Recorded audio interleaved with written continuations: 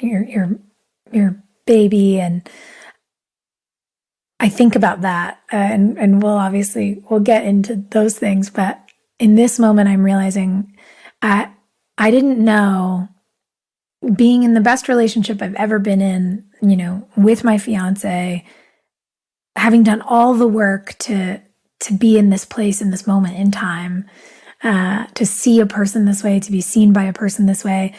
I didn't even realize that there was still a part of me that deep down, deep, way down, was still like sort of doing this, like holding on to like his collar, but like a Heisman, just like, I'm going to hold on tight to you because you're my person, but I'm going to hold you out here just because I'm still scared of my own joy.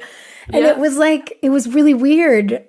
We got engaged, and I think it took me like 2 or 3 days to say, I have to tell you, I just realized I've been doing this really weird thing. And he was like, oh, I don't take that personally. I know you're just an anxious person. It's like, this is why you're my person. But I laughed about it because I thought, oh, my entire life and career has taught me to do this. Yeah. Not celebrate. Yeah. Not celebrate your wins. Yeah. It's such a weird thing. And look, it's also weird when someone's sort of being very vulnerable with you and you're like, you too? And then the tendency is to be like, I'm so relieved. But it's like, I don't want anybody else to feel, anxious and scared of their own joy. But I will say I'm so, I don't know, I just feel very comforted having this conversation with you because, again, you look at people whose work you admire, whose activism you admire, whose stance on things and the way they speak about things publicly, as you've spoken about so many of these things, publicly, and chosen to use your platform. I've always been like, she seems cool. I like her. And then I felt the same way. I love this. And then, but I think about also, I don't just admire your persona. I admire your work. You've gotten to play so many incredible roles in great films. I mean, Whiplash, good God, I have many questions about it. But like in films and television and I don't know. I think it's easy when we look at, someone's resume on IMDb or whatever to think, wow, they're nailing it, and to forget that they might have a deep well of feelings about their life and career. So many feelings. So many feelings. I have all the feelings. Also, when have you ever felt like you were nailing it? Because I haven't. No. Never. No, you know what's so funny? I remember one of my closest friends who also happens to be on my team. She's an agent on my team. And, we grew up, we grew up together since we were 20-something babies. And we were talking about, she was saying when she really got her first understanding of the intensity of the One Tree Hill fan base. And she was like, I love you, but this doesn't make sense to me. Like, I don't deal with this with the people who I work with from like the Friends cast. What is this? And I said, I don't know either. Because I think when something is so seminal to people, I think about it, and I made all these comparisons to what Sex and the City was for us when we were in college and, the things. And we got, down this whole rabbit hole. And I was like, but it is crazy because I'm not famous like Jennifer Aniston is famous. Mm-hmm. And she was like, right, but you're famous. And I was like, well, no, like Jennifer Lawrence is famous. Julia Roberts is famous. And I went on this whole thing and she was like, why are you all like this? Every entertainer I work with doesn't think they are really an entertainer. They think everyone else, and she was like, yeah, Julia Roberts is like the biggest movie star of all time. Maybe not the person to compare yourself to. I was like, no, I think she's an icon. And, to me, that's a person who's nailing it. Yeah. But I don't know, did Julia Roberts watch 9 Perfect Strangers and go, why didn't I get Nicole Kidman's part? I don't know. Mm-hmm. She might have. We don't actually know. And so that's a thing that I always think is so interesting, is that all of us go, no. Well, I was like, all my time was taken up by this thing, so I didn't get to do these other things. So I'm not nailing it. Yep. What is that? I don't know, and I wish we could stop. I wish I could stop. Okay, well, I will, if I may, lob a soft stop sign in your way. Of the roles you have played, be it in films or on television, is there one that comes to mind right now as being either the most fun or the most inspirational for you to have taken on? It's always the answer. Because of the experience as a whole, it was whiplash. And not because of anything that happened after the film was released, which obviously it was as successful as it was, but the process of working on that and Really? I think that's the only job that I've had in my professional career where I felt that feeling that I was chasing as a kid, or that I had as a kid. What was that? Why was it such a special set to work on?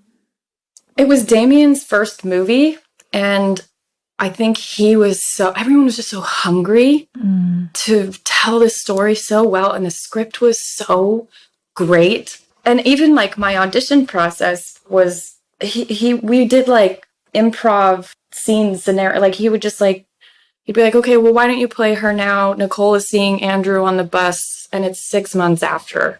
And we just went and did it for 5 minutes, I'd say. And that I'd not had that experience even in an audition room. That was that creative and like playful. Yeah. And then on set, there was just an energy about it. I don't know. It was really exploratory, and yeah, I think it really resonated with the character. He told me, Damien said we rehearsed, which also I loved, which you really get to do a lot of. Yeah. And Damien said to me, I want you to just like really embrace all of your insecurities for this. She's really insecure, this girl. And I was like, easy. I'm You're there. like, oh, I can show those things on the outside? And I just love his attention to detail. I have a chickenpox scar, and a month right here. Do you right here? Yeah. Oh my God. I just thought of that. Putting a shirt on? Yes. Yes. Yes, totally. been Well, so also, good. I would pick them off. Oh. Yeah. But I have this chickenpox scar, and like 3 weeks before, I'm not even kidding, someone told me that I should maybe fill it with fillers. They were like, well, maybe you should get rid of that scar. And I was like, what? Never once have I ever thought of that. And then Damien, while we were rehearsing, was like, I love this chickenpox scar. I just love these things that make people real. Yeah. And that honestly, I think is the theme of that entire job for me. It was just about being present and real. And I just loved the whole experience. That's so cool. And I think, gosh, it's so interesting that sometimes it's that small moment for us as performers that does something for us. I did an episode of this great Netflix show called Easy, and Joe Swanberg is the writer and director. But his whole thing is he's like, I don't do scripts, I do outlines. And I have an idea or a piece of dialogue that has to be hit in a scene, and then you guys find the rest of it.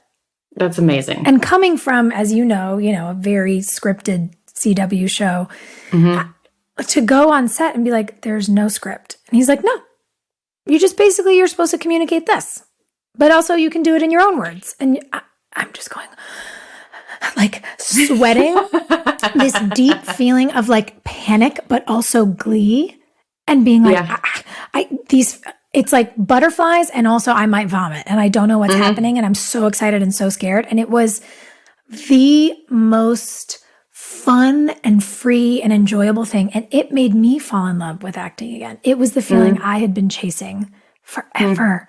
That feeling that you get the best of the days on your series, where you're like, oh my God, that was it. It was like that for a week. And it was so fun and wild and cool. And so it's interesting when you talk about this, I get that same sense. And I don't know, it really informs the way I want to move forward in work. Me too. And again, it's not to like shit on being on a hit CW show. We both did it, and there were incredible things about them. And I do feel like there's so many people who know you as Supergirl. Yeah. And I remember just thinking, like, good for her, because it was the first female-led superhero series, period, since Wonder Woman went off the air. Like, I know, isn't that crazy? Back in the day.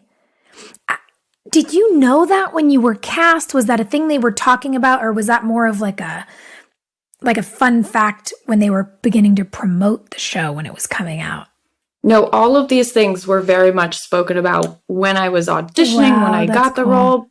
But like we were talking about, I was not letting myself feel it. Yeah. It's not that I wasn't acknowledging these things. It was that I was not internalizing it or intellectually allowing myself to like feel the weight of that. Yeah.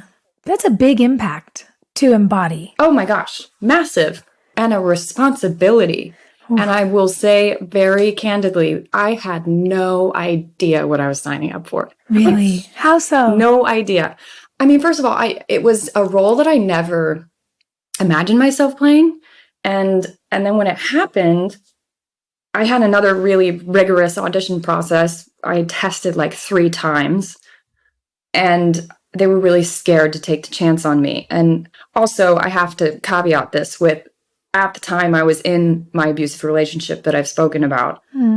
So I was really not allowed to celebrate, and I actually got in trouble for getting the role.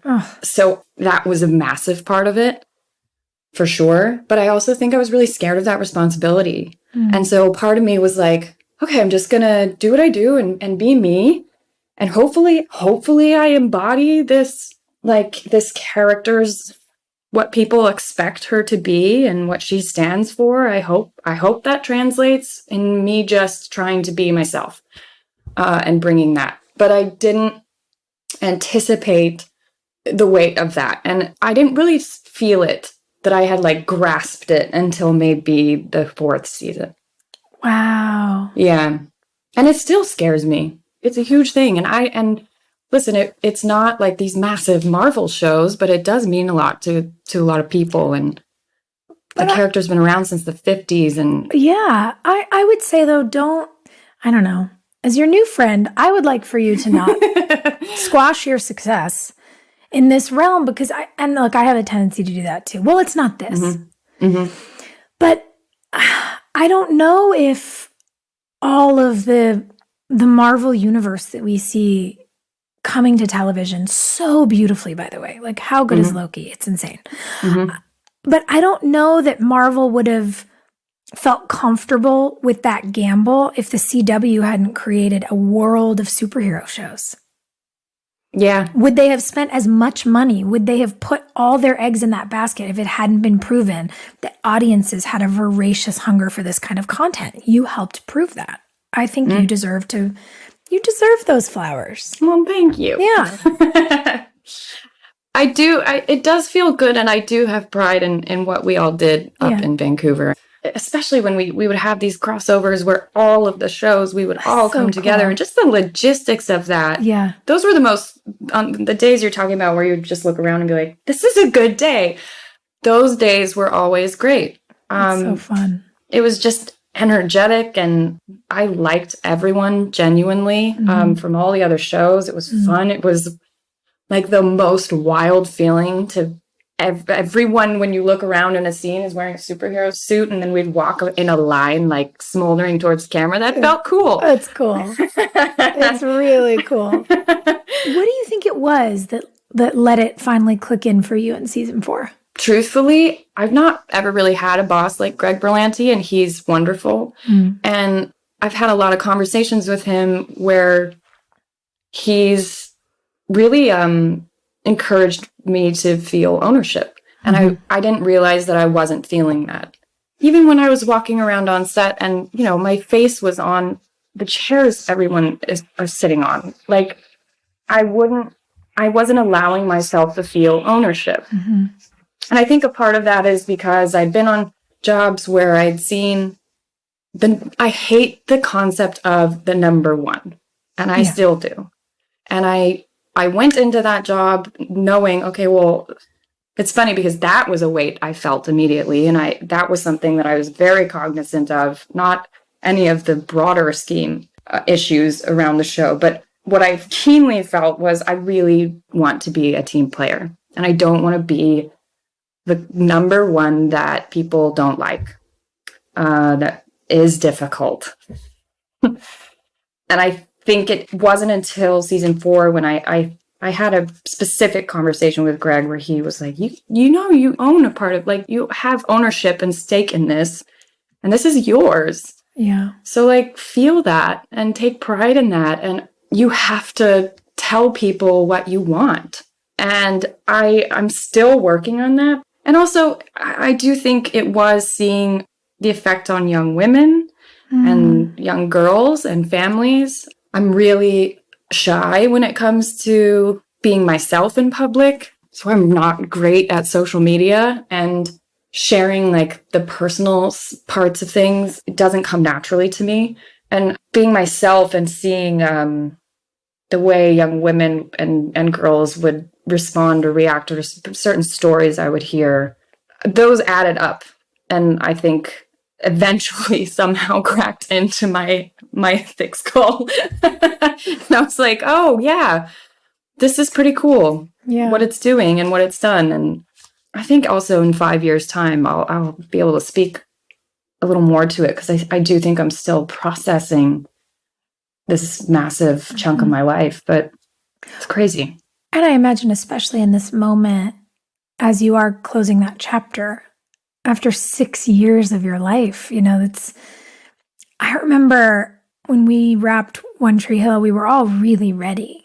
We thought season 8 was going to be it. We were like, we're done. And then they wanted us to come back for this, final 13. And yeah, okay, great. We can do a couple more together, and then I'll be done by Thanksgiving and then be free for pilot season. Okay. Mm-hmm. For the first time in a decade, my God, and that was terrifying. And we were ready to finish. And for the last 2 weeks, I walked around on set sobbing all day, every day. Every person I looked at, I'd burst into tears. I'd like look at Matt, my Steadicam operator, and just start weeping, and he'd start crying, and we'd be hugging like under the Steadicam rig. I did an entire scene in one of our finale episodes as improv because I couldn't stop crying and the cameras were rolling, and I just started talking, and then realized, oh, they like what's happening, so I'm going to speak as my character now. And it's in the episode. I was an inconsolable wreck, even though I was so ready for something new. And it's again, the both and, it's so complicated. I really feel for you in this strange moment. How long has it been since you wrapped?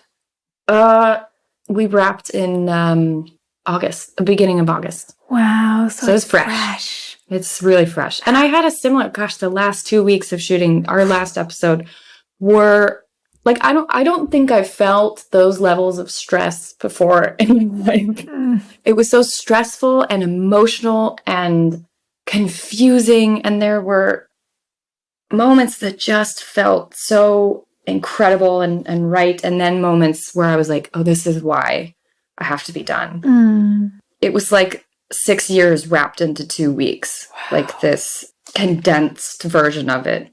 It just like kind of inexplicable what it felt like. And like 6 years is not 9. But it's still, it's a long time. It's a long time, and it's just long hours with people and the people that you don't expect to make really tight relationships with. Yeah. Not just the cast. I'm going to miss a lot of them. Oh, yeah. So much. I'm sure you miss some of them still. Oh, yeah. I mean, I will say, being in a cast can really be like being in a family where you fight like cats and dogs and you love each other really fiercely and all the things. But yeah, the friendships that people, the internet, the fans don't know about. I'm so close to my camera departments. Me too. My wardrobe department. I mean, my girlfriend Jane, one of my very best friends from North Carolina, one of the most important people who impacted my life in the realest way. My camera department from Chicago, and that was a job I needed to be done with. I talk to those guys all the time. My focus puller Dawn came over and helped me plant my hobby orchard. My 2 camera operators, Seth and Will, I talk to all the time. That's great. We have like this little text thread of just me and the boys, and it's like, those are my humans. They're like my big brothers. And it's such a gift. All of those memories. My sound operator on One Tree Hill, Mike Rail. I babysat his daughter from the time that she was an infant. And like, she's a teenager. What does that mean? It's so, I just cherish all of that stuff, the seen and the unseen that goes into it. Me too. What has your process looked like, getting home, wrapping your show? Did you guys have a big party? Have you come home and gone through photos? Do you need space from it for a few months before you can look back? Where do you find yourself? Now, also, and I'm sure you dealt with this too because you were in Wilmington, we had to move. Yeah. It was a move. Yeah. And an international one because we were in Canada, which, as close as it is and as similar as Canadians are to Americans, it's a big thing. Mm-hmm. It's a big move. So my husband and I had to pack up this apartment that we'd been living in for years and sell stuff. Like, I feel like I haven't stopped for 3 months. Yeah. And we had, of course, like on the horizon before I finished, I was like, oh my God, I can't wait to just be Melissa, to be a mom, to not have to work these hours or have a call time. But I haven't really stopped. So where I'm finding myself now is I just unpacked everything and like melded these two households. Yeah. And now we've got family visiting because also, mind you, it's the pandemic. So I have family who haven't met my son yet. And it's been 2 years since I've seen them. So now we've got this like revolving door of guests staying in our house, which is wonderful and so nourishing, but we're exhausted in the best way. Mm-hmm. So I think where I'm finding myself now is really only just starting to feel like my head is coming above water and finding some clarity as to what I want to do with my life,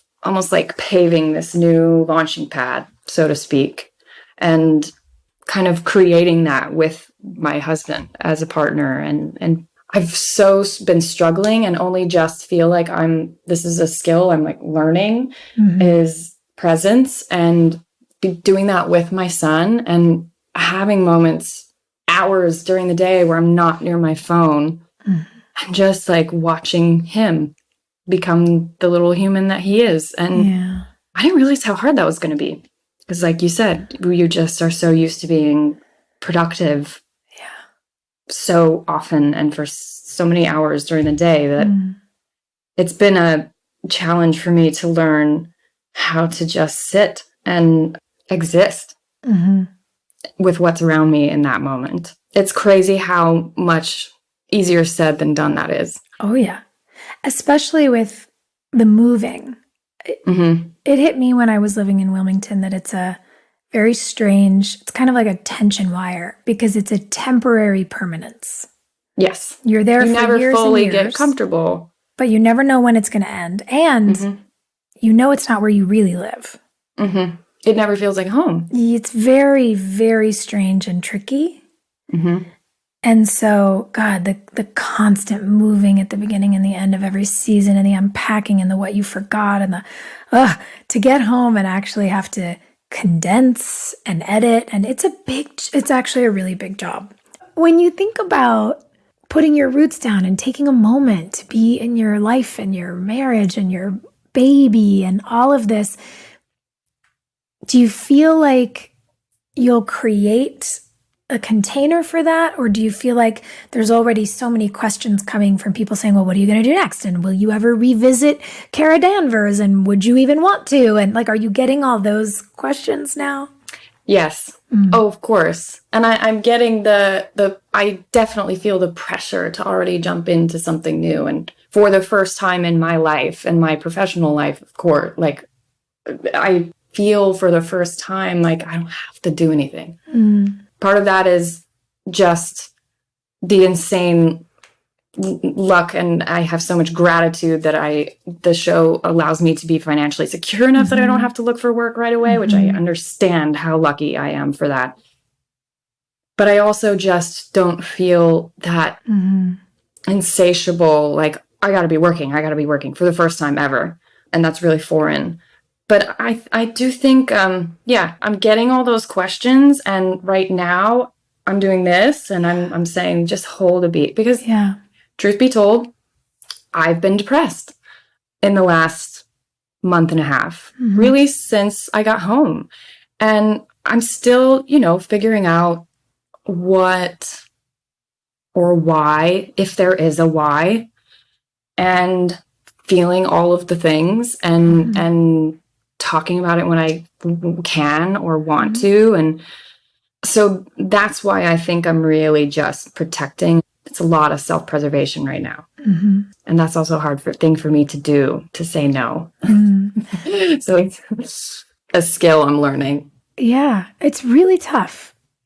And it fascinates me, especially when women in our industry have kids, because I've spoken to a number of friends who've said, oh, the thing I always needed to learn for myself, which was to say no, my kid motivated me to do. Completely. Because all of a sudden, I feel that too. When you're so used to showing up and being good and doing the thing and working even if you're sick and all, what that really is that you show up for other people no matter what. And so when you're showing up for a baby, you're like, oh no, we don't do this for the baby. And then suddenly I had this realization with a friend of mine's son when he was born.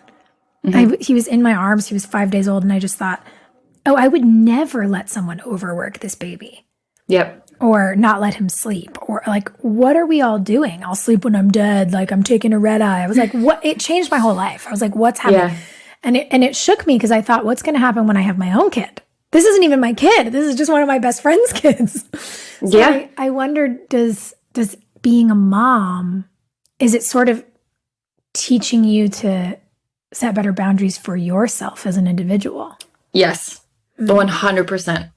And it's not just to protect myself, but it's also because I don't want to miss a single moment with him. Because he's so little and squishy. He's so wonderful. Oh, it's so fun. He's like my little best friend. And I was even having panic attacks on set in this last season because once he started becoming more mobile and crawling, and he was looking like he was about to start walking in the last month of the show, and I was freaking out on set. Like, what if I'm not there? What if I miss his first steps? And a lot of that is baggage from my childhood because my dad was absent, and it really affected me. And my mom was always there and was like this constant northern star. And I just, that was something that is really driving me now. Like I want him to feel that constant love and presence. And now I know that that's sometimes not possible. And sometimes I can be away from him, but yeah, it's a really big driving force, and to protect myself for sure. And boundaries become much easier to set. That's great. Look, I think you get to do what you feel. You want to be there for all these squishy little moments right now. Great. And when you're ready to be on your next thing, then he gets to watch his mom be a badass. Yeah. And that's all great. It's all really, really phenomenal. And I think it's a beautiful moment you're in. And I think it's a beautiful example you're going to set. And I think, and you touched on this earlier, I think it is so amazing. It's a thing that's really nice to witness for you, especially because you've talked about the fact that in your younger life, you were in an abusive relationship. And I think that your honesty about that, and also your existing in this really joyous place you're in now, will set layers of examples and give layers of hope to other women and other people who find themselves in the various stages of a similar journey. I hope so. I hope it does. Was it hard to share that with people? I always wonder, because it's everyone's timeline. Whatever you're a survivor of, whether it's domestic violence or sexual assault or harassment in the workplace, you get to decide when you feel ready to share your story. And I wonder what prompted you to share yours. I think that I sort of always knew I was going to, the second I found the strength to leave. Finding that strength was an amalgamation of a million different things. It wasn't just, of course, it was me making the decision. I had to be the one to do that. But so many things I think had aligned and in that point of time in my life that were the breeding grounds to me finding the strength. And, you know, I think all the time about these sliding doors, alternate realities of what would have happened if one specific thing were not the way it was at that time in my life. Like, would I have left when I did, or would I still be with him, God forbid? And I don't think that I would have. I think I ultimately would have always gotten out. But I think I always knew that I wanted to talk about it because I was already on Supergirl and knew I had a platform. And I think the real root of it is that I always felt a little hypocritical that I was playing this character who was made of steel, who was the strongest woman in the world, and I wasn't doing that in my own life. And I think that really, when I left him, it feels so cheesy to say, but I do think that playing the character I was playing really helped me feel, or encouraged me to live that, to take a cue from what I was doing, what I was pretending to do on a day-to-day basis at work. Yeah, I don't know. But I do think I always knew I was going to talk about it. And I was angry. I was really mad. Oh, yeah. So a part of it did come from wanting accountability and wanting someone that I felt like had not faced any to feel that. Because I certainly never, while I was with him and even in the first couple years after I had left, he didn't face any accountability. So a lot of it was fueled by anger. Yeah. I think that's a really hard thing when you've been through something like this. The lack of accountability, which we know to permeate virtually every one of these types of situations, it's infuriating. Yep. I still carry some real anger about that in my own life. Sure. And it is really, really hard. And I think figuring out how to throw down whatever gauntlet you need to so that you can move on is so important. And I really admire that you chose to do that, because I really do think it gave a lot of strength to a lot of people who you don't even know. And that was, I always intellectually knew that concept, and that was also a huge part of the reason why I wanted to do it in such a public way, was because I knew that if women saw, like I was saying, this woman who was playing the strongest woman on earth and saw that what I was actually going through while doing that, I just hoped that women in my situation, in similar situations, would be able to see that it could happen to anyone. Yeah. Because I never expected it would happen to me. I don't think any of us do. No. But when you fast forward and you're in this wonderful relationship, you're very happily married. Chris is a wonderful husband. You're beaming when you talk about your son. I wonder if, knowing what little I know about Chris and his organization and his advocacy about mental health, and his organization, for everyone listening, is called I Don't Mind. Do you think that somehow, whatever it is, including this experience of yours that shaped you both, brought you together to connect on that deeper level, to do that kind of advocacy work together, to continue to destigmatize conversations around surviving these sorts of things and mental health in general? Yeah, I definitely do. And his experience too, he lost a family member because of a mental health. His dad had a psychotic break and then died of a heart attack because of it.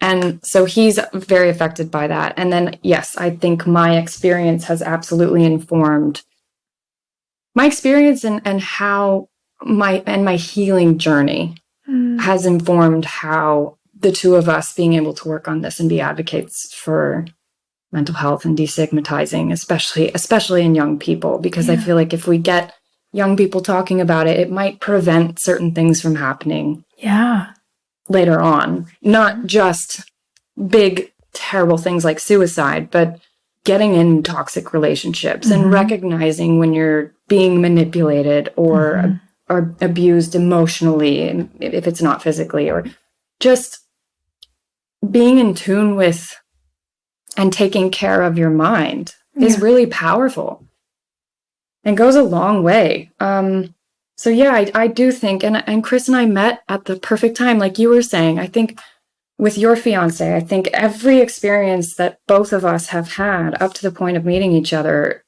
everything happened for a reason. And I don't normally say that, but we met each other at the perfect time in our lives. And he was so supportive and held like a huge amount of space for my healing journey. And yeah, I wonder about that. Was it strange to start dating again? Yeah, and it was tough. It was, I would get triggered really easily by the smallest thing. Anytime I ever felt an inkling of like feeling like I was going to be controlled or someone was telling me what to do, immediately I was like, well, no, I'm my own person. Stop.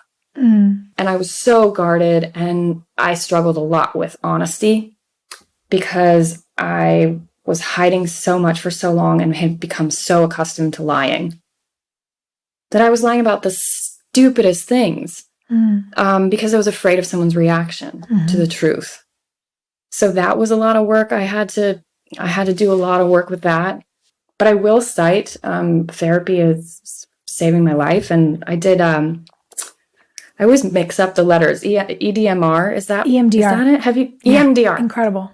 Amazing. Incredible. Like, I don't think I would have made it out alive without it. It saved me. So that was really impactful.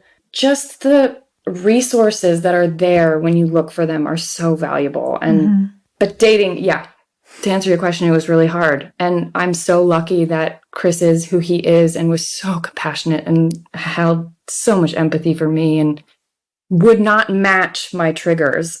He was always, I don't know how, like uncannily so, would always know when it wasn't me reacting, it was my history. And he just was so calm and patient and loving. And I wish that for every single woman. I am so lucky to have found that love. And anyone who's ever felt the way that I did in my abusive relationship, I just wish that kind of love for them. Whether it's for themselves or with another person. I think it's incredibly powerful when you begin to rewrite your story and are lucky enough to meet another person, a platonic friend, a romantic partner who aids you in doing that, who helps, keep the pen moving across the page. Yes, and helps you find the best version of yourself. Totally.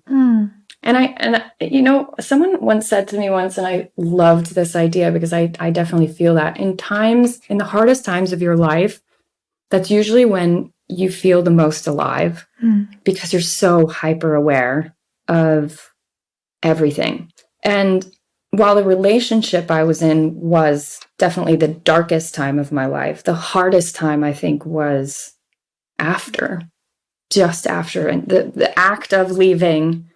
And just after, when I was finally with myself and reflecting on what had just happened and how I got there, which I'm still decompressing from. I still don't really understand how I ended up in that place with that person.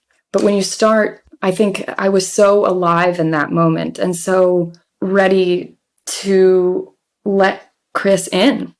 Because he was kind of matching that with me. And he was like, yeah, I see you. I see what's happening. And I'm going through my own version of that.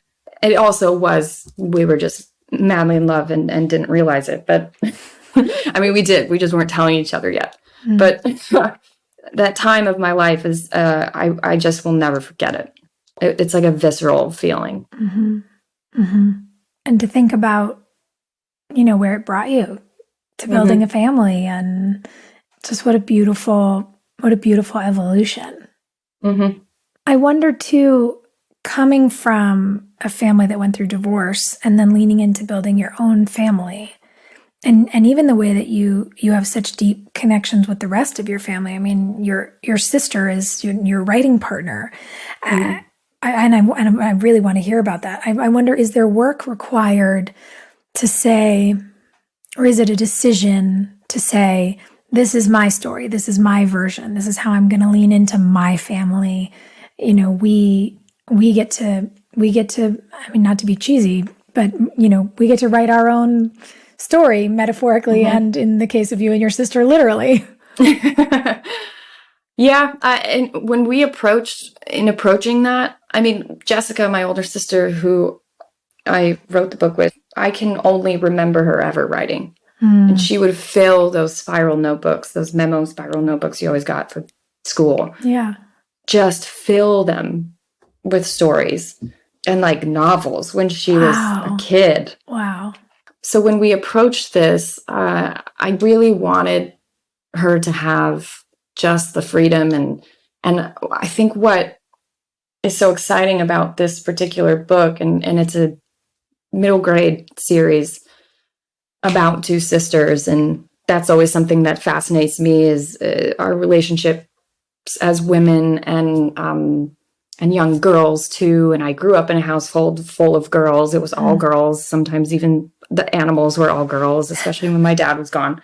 And it's so, I love that. I love feminine energy, and I love when women come together, and that was something we really cared about expressing. But then also, we grew up in a household that, like I told you, was really adamant about nature and conservancy, and we loved national parks, and there was a reverence for nature. And we would go on these long drives with our grandparents through the mountains, and my grandpa would be whistling to Mozart and Beethoven, and some of those moments and those memories of just looking out the car window and seeing the mountains and seeing moose and deer and are so vivid and special to me. And we care so much about protecting that and spreading awareness and getting young people to care about it.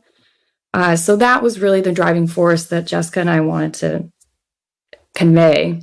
And we also just love magic and fantasy and those kinds of things. Have you always been a fan of the genre?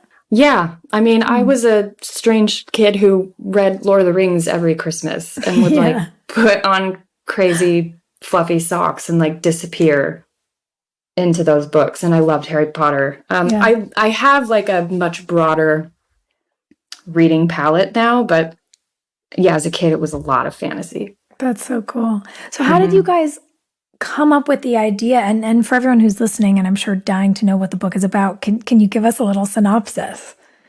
Well, these two sisters on their 13th birthday discover that they have powers. And the powers are sort of linked to the natural world. I don't want to tell you what their powers are because it's really cool. And I think that's a big reveal.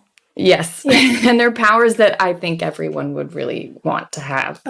So it's really about these, and they start to uncover this whole world that they didn't know existed, and their mother is missing and believed to be dead. So that's a mystery they're trying to solve. And it's a really cool adventure for two young sisters. I love that. Do you guys think that you'll do more? I hope so. I think we'll definitely do a sequel, and we'll see if people like it. Did the adventure of writing this book with her make you want to write more, whether it's, past the sequel or even to take a stab at something solo? Oh, gosh, I don't know. I haven't thought about it. Possibly. I mean, I'm a big journaler, and I love that, but I'm not so sure that creative writing is truly my strength. But, maybe. I've always wanted to be a journaler. It's still on my goals list. It's not something I've quite mastered yet, but I'd like to.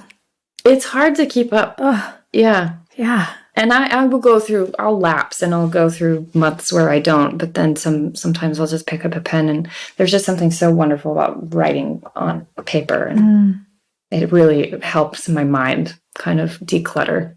I love that. I love that.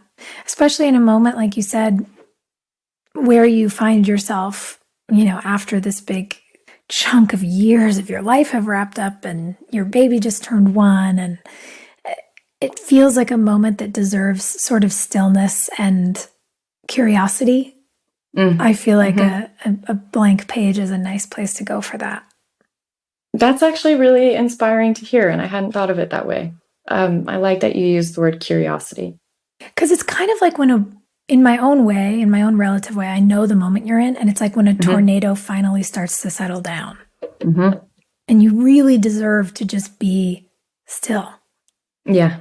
So I'm excited for you. I am too. I'm excited for you to get through your last box and to be held by the people you love, but then also for them to leave your house, both and all of those things.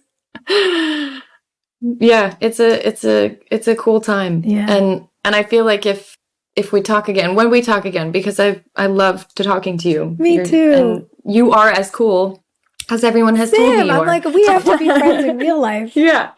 But when we talk again, I feel like I think I'll look back on this conversation that we're having and be like, wow, you really didn't know what was going on. Your head was not screwed on yet. No. Because I do feel like I'm in that moment. When you have those where you're just like, what? Like you're saying, the tornado has just left the building. And I am just trying to eat up every moment. Yeah. And I'm excited for what's next. I'm really excited. That's so cool. This is actually my favorite question to ask everyone who comes on the show, and it feels like the perfect moment to do it, given this sort of moment in time you find yourself in. What would you say now in your life feels like a work in progress? I would say I'll just say the first thing that came to my mind. The act of loving myself, I'd say, is very much a work in progress right now. I think it's as simple as that. I used to think it was kind of like a ladder.